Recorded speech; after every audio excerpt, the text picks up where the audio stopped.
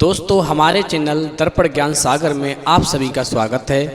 मित्रों, आज का विषय है मात्र तुलसी के 5 दानों से अगले जन्म की उम्र इस जन्म में जोड़ें। यानी यदि हम ये चाहते हैं कि हम अगले जन्म की उम्र के कुछ साल अपने इस जन्म में ही जी लें, तो मात्र तुलसी के 5 दानों से आप ऐसा कर सकते हैं। मित्रों, मृत्यु अटल सत्य है। एक दिन इस स्थिति से हर किसी को गुजरना पड़ता है। जिसने जन्म लिया है उसकी मृत्यु निश्चित है। लेकिन फिर भी यदि आप चाहते हैं कि आपकी उम्र बढ़ जाए, तो आप तुलसी के 5 दानों से ऐसा निश्चित कर सकते हैं और अपना अधिक जीवन जी सकते हैं। लेकिन अगले जन्म की उतनी ही बरस आपकी कम हो जाएंगी। तो मित्रों, आप अपने जीवन को अधिक कैसे जी सकते हैं, अपनी उम्र को कैसे बढ़ा सकते हैं, अगले जन्म की उम्र को इस जन्म में कैसे जी सकते हैं, तो इन सभी प्रश्नों का उत्तर जानने के लिए आप एक छोटी सी कहानी को पूरा और पूरे मन से सुने, तो निश्चित ही आपकी मनोकामना पूर्ण होगी। तो मित्रों, कहानी शुरू करने से पहले मेरा आप सभी से अनुरोध है कि आप हमारी कहानी में खो जाएं। उससे पहले हमारे चैनल को सब्सक्राइब करके बेल आइकन अवश्य दबा लें, जिससे हमारी हर वीडियो का नोटिफिकेशन सबसे पहले आप तक पहुंच सके और आप हमारी हर वीडियो से प्राप्त ज्ञान का अपने जीवन में लाभ उठा सकें। तो आइए कहानी शुरू करते हैं। मित्रों, एक बार माता लक्ष्मी ने भगवान विष्णु से पूछा, प्रभु, क्या इंसान अपने मिले हुए जीवन से ज़्यादा जीवन जी सकता है? तो भगवान विष्णु कहते हैं, लक्ष्मी, हाँ जी सकता है। तो माता लक्ष्मी कहती हैं, प्रभु, ऐसा कैसे संभव हो सकता है, मुझे बताने की कृपा करें। फिर भगवान विष्णु कहते हैं, लक्ष्मी, मैं तुम्हें तुलसी के 5 दानों की कहानी सुनाता हूँ। इस कहानी को ध्यान से सुनो, उसके बाद में तुम्हारी समझ में आ जाएगा कि इंसान अपनी उम्र को, जो उसको उम्र मिली है, उससे ज़्यादा जीवन कैसे जी सकता है। यानी वो अपने अगले जन्म की उम्र के कुछ वर्षों को वर्तमान में जी रहे जीवन में कैसे जोड़ सकता है। मगर ऐसा वही कर सकता है जो मृत्यु को ठीक से समझ लेता है। और जब इंसान ये समझ लेता है कि मृत्यु निश्चित होगी, तो वह गलत कार्य करने से हमेशा बचता है और उसे बचना भी चाहिए। जो गलत कार्य नहीं करता है, केवल वही इंसान अपनी उम्र में वृद्धि कर सकता है। भगवान विष्णु कहते हैं, लक्ष्मी, प्राचीन समय की बात है। एक संत अपनी छोटी सी कुटिया में रहते थे। उनकी कुटिया गांव से बाहर थी। इस कारण कई बार अनजान लोग भी उनके पास आकर रुक जाते थे।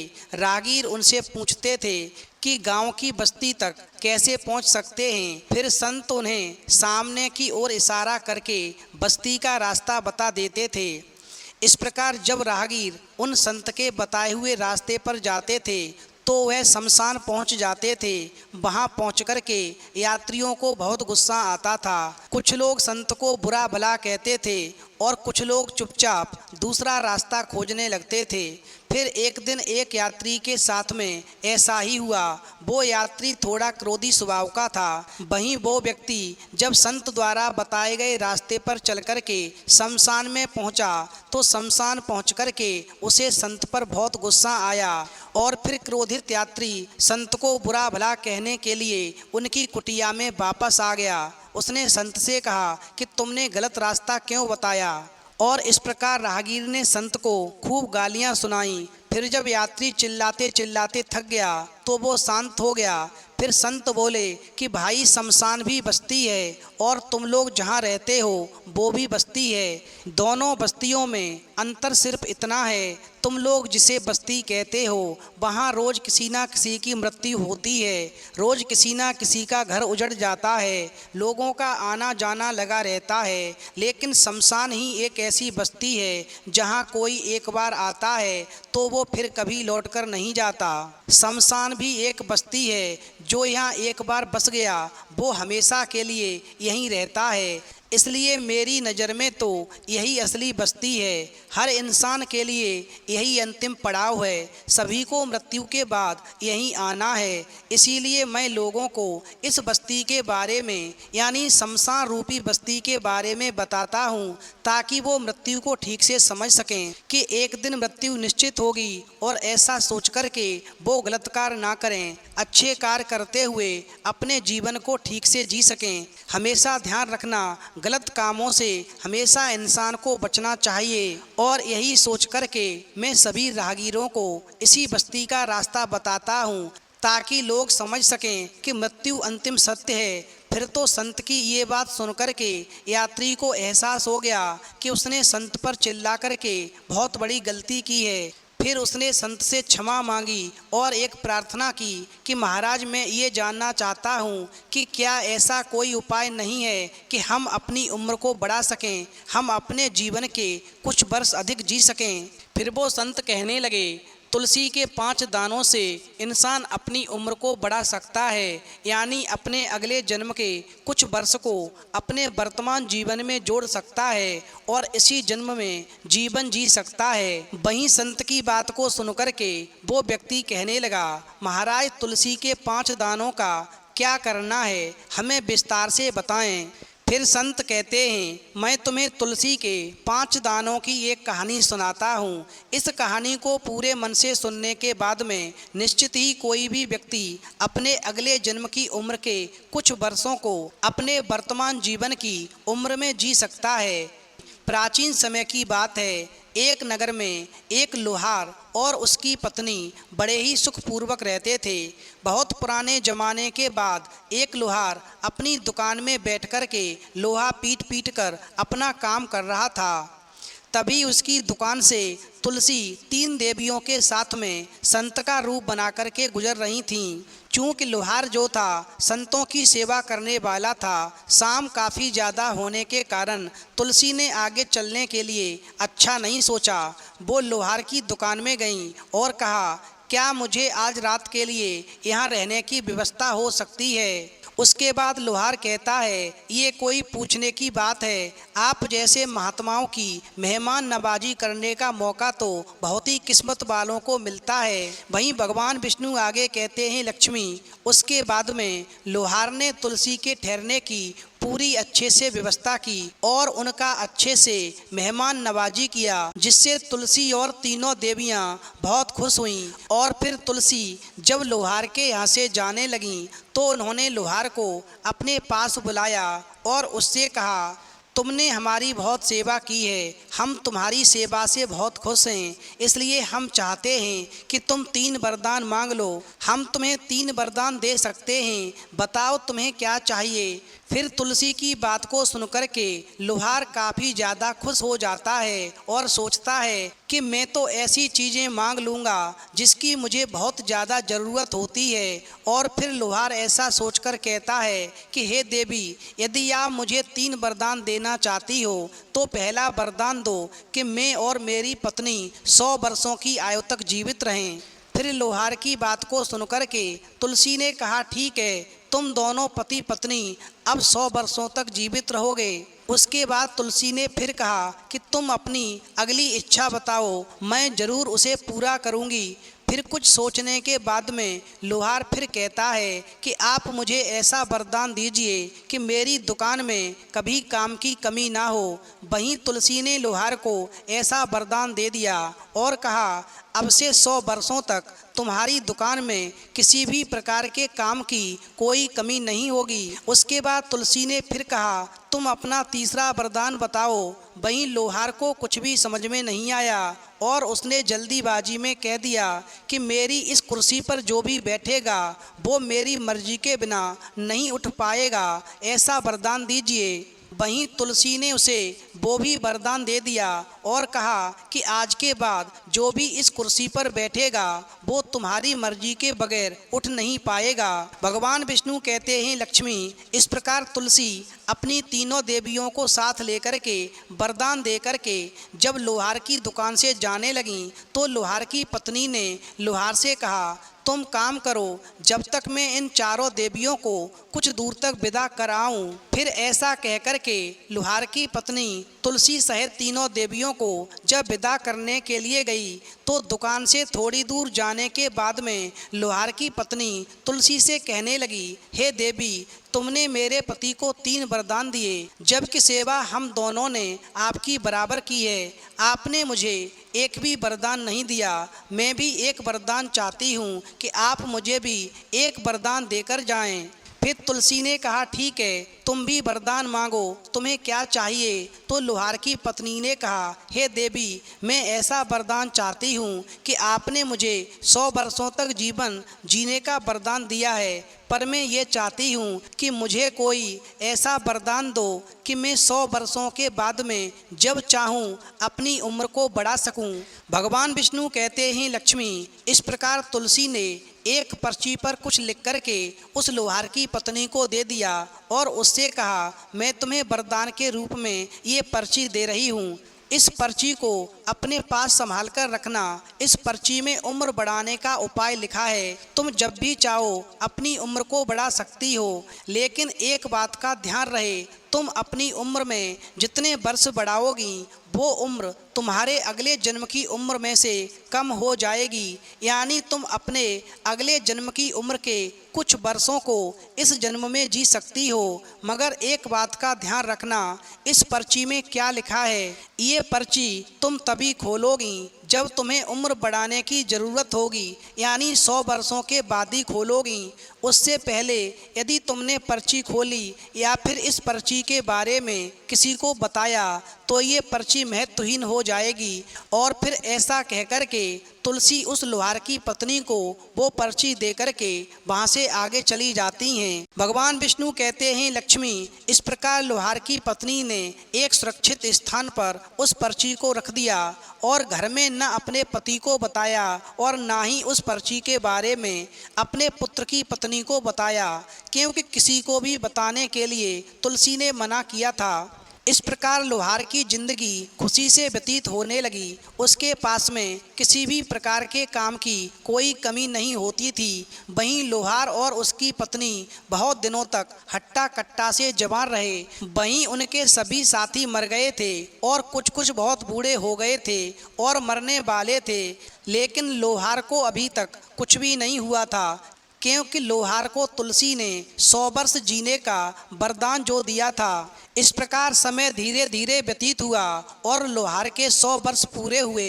वहीं लोहार को 100 वर्ष पूरे होते ही यमराज लोहार को लेने के लिए पहुँचे और कहा कि तुम्हारा वक्त पूरा हो चुका है, चलो मेरे साथ। वहीं लोहार जो था यमराज को होशियारी दिखाता है और कहता है कि मुझे थोड़ा सा काम है, हथियारों को अलग अलग करके एक जगह पर रख दूं ताकि जो भी आएगा इसे अपने प्रयोग के लिए ले जाएगा। उसके बाद मैं और मेरी पत्नी आपके साथ चलेंगे। आप एक काम करें, तब तक इस कुर्सी पर बैठ जाएं। भगवान विष्णु कहते हैं, लक्ष्मी, जैसा कि तुलसी ने वरदान दिया था कि कुर्सी पर बैठने वाला बिना लोहार की मर्जी के उठ नहीं पाएगा, फिर तो यमराज जैसे ही कुर्सी पर बैठते हैं लोहार बहुत ज़्यादा खुश हो जाता है और वो बहुत ज़्यादा ज़ोरों से हंसने लगता है और कहता है कि आप मेरी मर्जी के बगैर अब यहाँ से उठ नहीं पाओगे, तो तुम मुझे मेरी मृत्यु तक कैसे लेकर जाओगे। और फिर यमराज को कुर्सी पर चिपका हुआ छोड़ करके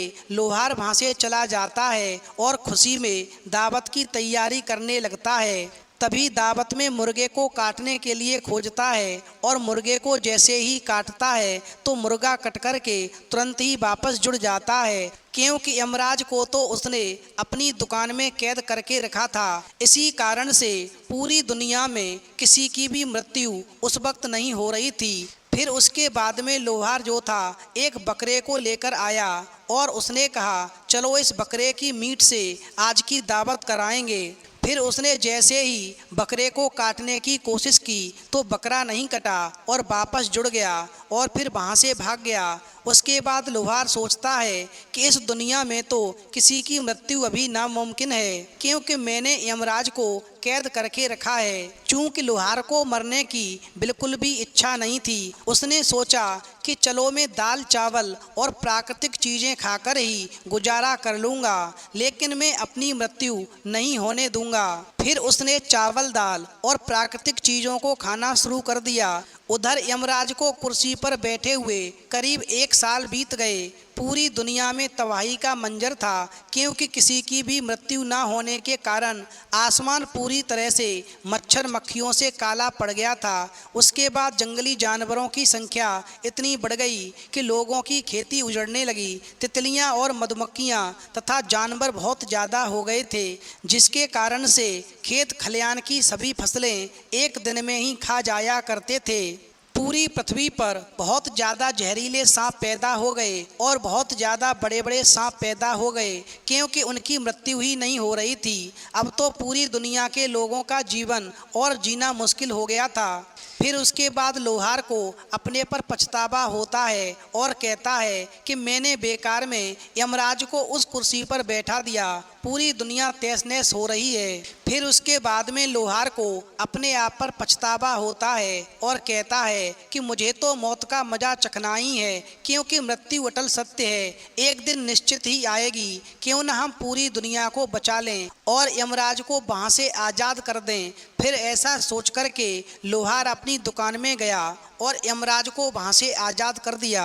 यमराज आज़ाद होते ही बहुत गुस्से में थे और लोहार और उसकी पत्नी को पकड़ा और ऊपर लेकर चले गए। उसके बाद धीरे धीरे पूरी दुनिया में सभी की मृत्यु होने लगी और फिर दुनिया सामान्य हो गई। भगवान विष्णु कहते हैं, लक्ष्मी, इधर लोहार की और उसकी पत्नी की मृत्यु हो जाने के बाद में लोहार की जो पुत्र वधू थी, उसने हाल ही में 2 बच्चों को जन्म दिया था। उसी समय उसके घर में एक संत आते हैं और वो कहते हैं कि तुम्हारा तो जीवन बहुत कम है, तुम अपने बच्चों की परवरिश कैसे करोगी। वहीं संत की बातों को सुनकर के लोहार की पुत्र वधू जो थी वो चिंताग्रस्त हो जाती है, दिन रात चिंता में पड़ी रहती है। आखिरकार मेरे मरने के बाद में मेरे बच्चों का पालन पोषण कौन करेगा। इधर ऐसा कहकर के संत तो चले जाते हैं, मगर लोहार की जो पुत्र वधू थी एक दिन घर की साफ सफाई कर रही थी तो उसको तुलसी की दी हुई वो पर्ची मिल गई जो लोहार की पत्नी ने छुपा करके रखी हुई थी। वहीं लोहार की पुत्र वधू ने जब उस पर्ची को खोल करके पढ़ा तो उसमें लिखा था कि जो भी स्त्री तुलसी की पूजा मन से करती है और तुलसी को पूरी साल कभी सूखने नहीं देती, जिसके घर में तुलसी हमेशा हरी भरी बनी रहती है और साल के पूरा होने पर तुलसी का एक दाना बचा करके सुरक्षित रखती है, इसी प्रकार दूसरे वर्ष तुलसी की सेवा करती है, पूरी साल तुलसी को सूखने नहीं देती, हरी भरी तुलसी बनी रहती है और फिर दूसरी वर्ष पूर्ण होने पर तुलसी का दूसरा दाना बचाकर रखती है। इसी प्रकार तीसरी वर्ष तुलसी की सेवा करती है और चौथी वर्ष भी तुलसी की सेवा करती है और 5वीं वर्ष भी तुलसी की सेवा करती है और तुलसी को कभी सूखने नहीं देती। इस प्रकार घर में तुलसी हरी भरी बनी रहती है और वर्ष के अंत में तुलसी का एक दाना सुरक्षित रखती है। इस प्रकार 5 वर्षों में तुलसी के 5 दाने सुरक्षित हो जाते हैं और फिर वो 5 दानों को पूजा के स्थान पर रख कर के, जहाँ पर तुलसी का पौधा भी हरा भरा लगा हो, तुलसी से मांग करती है कि हे तुलसी माँ, मैंने जितने वर्ष आपकी सेवा की है आपको कभी सूखने नहीं दिया है, हर बार एक दाना सुरक्षित बचा के रखा है, मैं ये चाहती हूँ कि मेरी उम्र बढ़ा दो। तो ऐसा करने से उस स्त्री या पुरुष के जीवन की दानों के हिसाब से उतनी वर्ष उम्र बढ़ जाती है और अगले जन्म की वर्षों में से कम हो जाती है। भगवान विष्णु कहते हैं, लक्ष्मी, इस प्रकार से उस पर्ची को पढ़ने के बाद में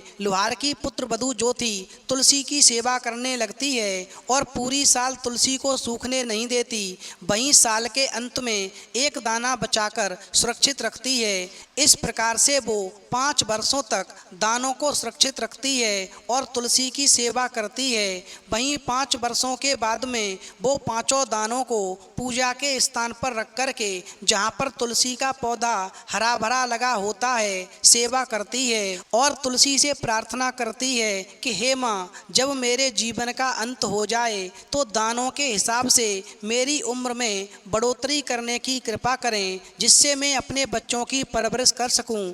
भगवान विष्णु कहते हैं, लक्ष्मी, इस प्रकार एक समय ऐसा आता है कि लोहार की पुत्र वधू का समय पूरा हो जाता है और यमराज लेने के लिए आते हैं। वहीं लोहार की पुत्र वधू रो करके कहती है, मुझे लेकर के अभी मत चलो, मेरे बच्चे छोटे हैं, मुझे उनकी परवरिश करनी है। मगर यमराज उसकी एक भी नहीं सुनते हैं और लेकर चले जाते हैं।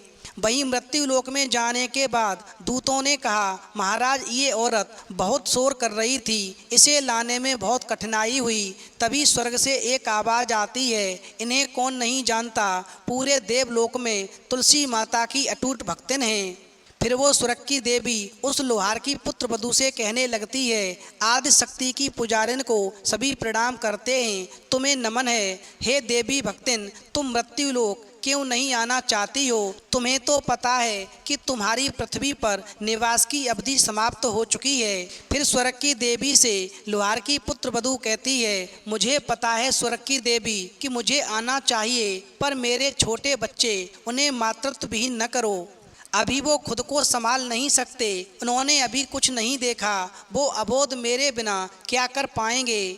वहीं यमराज कहते हैं, इसकी चिंता तुम मत करो, सभी प्राणियों का जीवन निर्धारण परमात्मा की इच्छा से होता है। हमें तुम्हारे बारे में सब मालूम है, पर हम विधि के विधान के आगे मजबूर हैं। वहीं लोहार की पुत्रवधू फिर कहती है, नहीं मृत्यु के देव, मेरे बच्चे अकेले हैं, छोटे हैं, उन्हें बड़ा कर दूं, फिर ले आना, मैं खुश होकर आऊँगी। मैं खुद भी धरती पर ज़्यादा नहीं रहना चाहती, थोड़ा समय और दे दो। भगवान विष्णु कहते हैं, हे लक्ष्मी, इस प्रकार लोहार की पुत्र वधू की बात को सुनकर के तुलसी की कृपा से यमराज जो थे करुणता से द्रवित हो उठते हैं। वहीं यमराज दुख से भर गए। पहली बार उन्हें भी लगा कि इस स्त्री को अभी यहाँ नहीं आना चाहिए। फिर उन्होंने पृथ्वी लोक की ओर देखा कि इस औरत की छोटी बच्ची अपनी माँ के बगल में बैठी खेल रही है, अपनी गुड़िया खिलौने फेंक रही है, आनंद ले रही है। माँ का शरीर निशेष पड़ा है, उसे पता भी नहीं है कि उसकी माँ की मृत्यु हो चुकी है। उसका पुत्र घर से बाहर अपने मित्रों के साथ खेल रहा है, पति काम करने के लिए शहर से बाहर गया है। भगवान विष्णु कहते हैं, लक्ष्मी, इस प्रकार अभी सब कुछ सामान्य था। यमराज उन मासूम बच्चों को देख करके रो पड़े और कहने लगे, इस औरत को अभी और जीना होगा, वो सही कह रही है। फिर तो यमराज जो थे महाकाल से मिलने पहुँचे तो क्या देखते हैं कि तुलसी माँ आदि शक्ति महाकाल के आगे हाथ जोड़ करके खड़ी हैं और उनसे विनती कर रही हैं, हे महाकाल, आप तो काल के भी काल हैं, उस बेचारी को थोड़ा जीवन दान और दे दो, वो मेरी भक्त है। आप भी जानते हैं वो सरल सीधी छल कपट से दूर ममतामयी स्त्री है। उसके जीवन में उसके बच्चों के सिवाय कोई खुशी नहीं है। उसने कभी किसी का बुरा नहीं किया, कभी किसी को पीड़ा नहीं दी। हे कालेश्वर, उस पर दया करो और उसे तुलसी के 5 दानों के बदले अगले जन्म की उम्र में से इस जन्म में जीने के लिए 5 बरस दे दो। फिर तो माता शक्ति की प्रार्थना व यमराज की प्रार्थना सुनकर के महाकाल ने उस लोहार की पुत्र वधू को पुनः जीवन दान दे दिया। इस प्रकार यमदूत जो थे उस लोहार की पुत्र वधू को वापस धरती पर छोड़ आए। वहीं यमराज ने देखा कि उस औरत के मंदिर का दिया अभी भी जल रहा था और वो उस दिया को नमन करके वापस मृत्यु लोक चले गए। उधर छोटी बच्ची को भूख लगी थी तो खिलौने पटक करके माँ को जगाने लगी। तब तक पुत्र भी खेल करके वापस आ गया, माँ खाना दे दो, बहुत भूख लगी है। वहीं बच्चों की आवाज़ सुन करके लोहार की पुत्र वधू जाग गई और अपने बच्चों से प्यार करने लगी। उधर महाकाल व आदि शक्ति ऊपर से मुस्कुरा रहे थे। तो मित्रों, यदि आपको ये कहानी पसंद आई हो तो प्लीज़ आप भी अपने घर में कभी भी तुलसी को सूखने ना दें और उनकी सेवा करें और सुखपूर्वक अपना जीवन जिएं। और भगवान विष्णु, माता लक्ष्मी, भगवान शिव, पार्वती और तुलसी माता के लिए एक लाइक करना न भूलें, क्योंकि जिसके ऊपर प्रभु की कृपा हो जाती है उसके जीवन में कभी कोई दुख नहीं आता।